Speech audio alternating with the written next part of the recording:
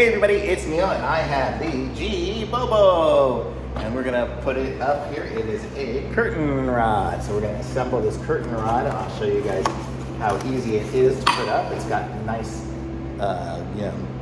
gold kind of ends. I don't know, that's the best location I have. I'll put the shade maybe all the way down to make it look better, or just show you guys up here when I get it going, but I'll show you guys what this is. They are super easy, they work, and this is gonna get really long because it's got 8 of these bars which will extend.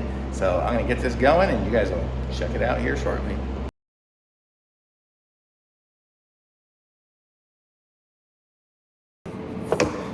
Okay, so I've got it kind of done here and I'll show you guys the small one fits inside of the big one. So that's kind of how it looks there.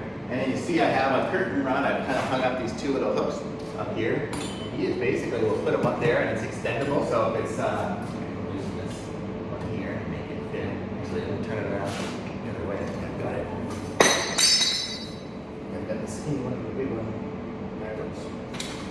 So there we go. Concept is such, and still loosen all these things. There we go, that one fits in there now.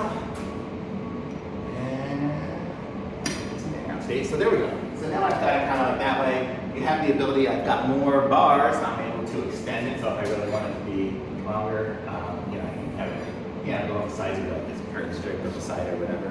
I'll take you guys up here and show you guys a little bit more of how it goes.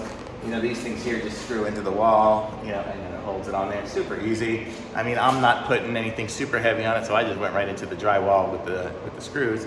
But if you wanted to go crazy with it, you could make sure you get a stud or anchor it in real good if you're gonna have some heavy stuff. So, ready to put some curtains on here. Hopefully you guys can see it well.